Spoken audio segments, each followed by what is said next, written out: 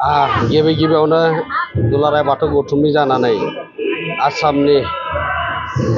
Chief minister doctor Hemant Biswa Sharma बिथांखौ दुलाराय बाथौ गौथुमनि जानानै खुलुमनाय आरो सिबिनायखौ बावहरग्रोदों। मानो होनोब्ला दिनैनि दिना जोबोद मोजां। दिनै गोथार मंगलबार सानाव दिनै गुरमु बाथौ थानसालिखौ आसामनि चिफ मिनिस्टार बिथाङा बेखेवनानै होगोन आरो बे आसाम सरकारनि WBD डिपार्टमेन्टनिफ्राय 1,80,00,000 रांजों लुफुंजानाय आरो गमामायैनो जोंनि बे गुरमु ओनसोल आरो बाथौ सिबियारिफोरनि थाखाय जोबोरै बाख्नायजाथावना। मानो होनबा बे ओनसोलाव मोनसे थानसालि गैयामोन आरो दिनै धोरोमनि जा मोनसे जांख्रिथाय मोनसे लाबोदों ओनसोलाव आरो जों बाथौ सिबियारि हिसाबै दिनैनि गेजेरजों सारा मुलुगाव थानाय बर' मानसि बा बाथौ सिबियारि बिथांमोना दिनै गोजोननाय मोनगोन आरो दुलाराय बाथौ गौथुमनि जानानै दिनैनि बे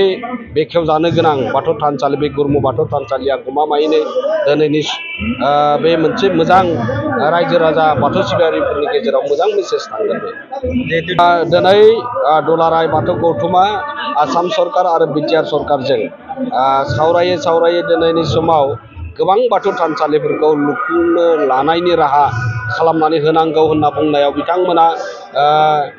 indigenous estate and culture department मोनसे खुलिनाय जादों आरो आसाम सरकारनि आरो बिटिआर गभर्नमेन्टजोंबो मोनसे इन्डिजिनियास स्टेट दङ आलारि सोरां बिथांखि आरो बै इन्डिजिनियास स्टेटनि गेजेरजों बे WBD डिपार्टमेन्ट मोनसे दङ बेजों गेजेरजों गोबां बाथौ थानसालिफोरखौ लुफुंनो हादों आरो बिथांमोनखौ जों दिनैनि समाव साबायखर बावनांगोन। मानो होनोब्ला दिनै आद्रा जानाय बाथौ थानसालिफोरखौ दिनै आबुं महर मोननायनि राहा लामा खालामदों आरो दिनैनि समाव गमामायैनो आसाम सरकार आरो बिटिआर सरकार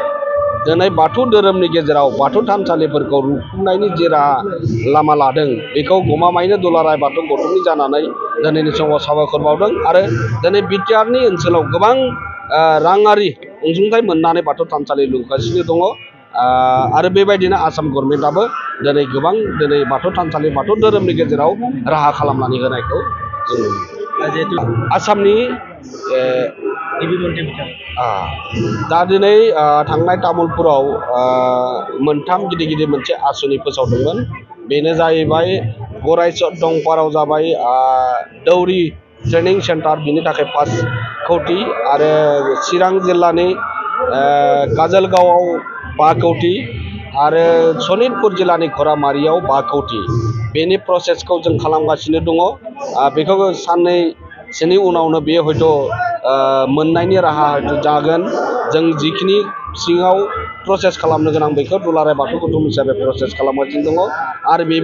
बेबो आबुं महर मोनगोन होननानै जों आसा खालामो दिनैनि समाव।